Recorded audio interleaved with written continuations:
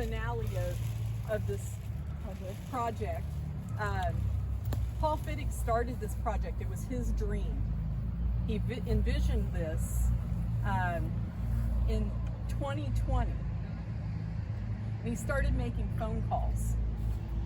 And he talked to various people. I know he talked to Steve, he talked to Denny Clark, he talked to Stan, and ultimately we took it on as the Historical Society to be his people to coordinate this here in Cameron.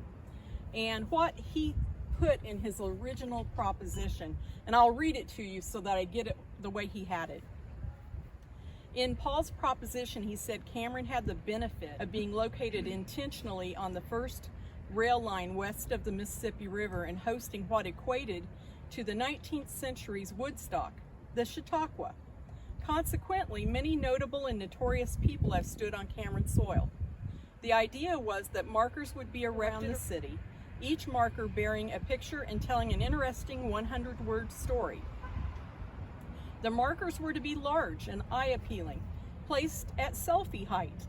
The goal being to attract visitors, historic visitors, educate the community about the interesting history of Cameron, and through this project promote civic pride. So that was his original vision in 2020 before any of these things were written or even conceived. So as a historical society, we formed a committee to start researching how many famous people could we actually place in Cameron. And we came up with just a few over 20. And we gave that list over to Paul Fittig. And what he did is he gleaned through the list and decided who he thought was most recognizable by the average person. And so he chose 10.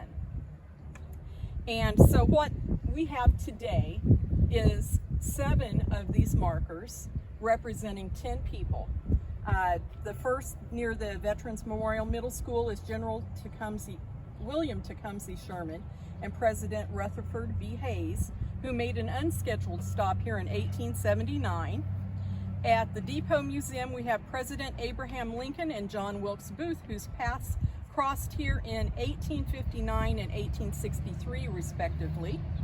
On the west side of McCorkle Park, which I think you can see from here, President Herbert Hoover, who slept here in 1928. If you want to know the story, you can go read the sign. At Recreation Park, we have William Jennings Bryan, the great orator. He ran for president 3 times.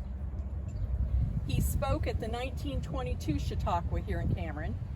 And then on Chestnut Street, in front of the Sanders home, which is now the Samuels home, President Harry S. Truman, who was a personal friend of Ted Sanders, who campaigned here in 1934, and he also spoke at the Catholic picnic south of Cameron in 1940. In Earl Park, the new today also is Jesse James, who was a frequent visitor to Cameron, yet was said to have never committed a crime here. Stan, you know why. Yes. You can read the sign. It's quite humorous.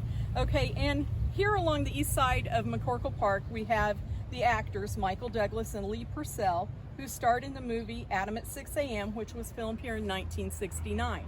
And we still have several local residents that live here in Cameron that were either in the movie or were children at the time the movie was being filmed here. These markers were all designed and ordered through Sloan Monument. Karen Thompson was an integral part of us getting these done. Very patient with us as we worked through this. And then, of course, we have Stan to thank. His writings were the thing that sparked Paul to think about this. He was receiving his weekly newspaper in the mail from his hometown. And he was reading historical highlights that Stan wrote, and he started thinking about what he could do for Cameron and how he could highlight some of these stories, and that's what spurred him to even have the idea. So thank you, Stan. And so from the city, I've worked quite a bit with Tim and Tad Wilson, and I appreciate their crews who installed the markers, and most importantly, thanks to Paul Fittig for having the vision and being in on every step of the process and providing the majority of the financing to finish this history walk.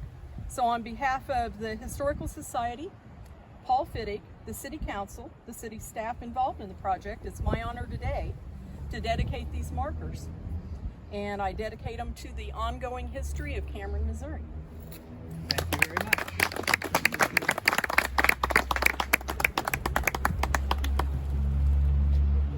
Is this then the last one? There are, I guess we're leaving the other two today too, right?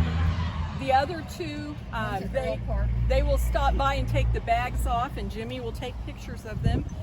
We have Jesse James up at Earl Park, and Harry S. Truman is over in front of the Samuels home. Oh, great.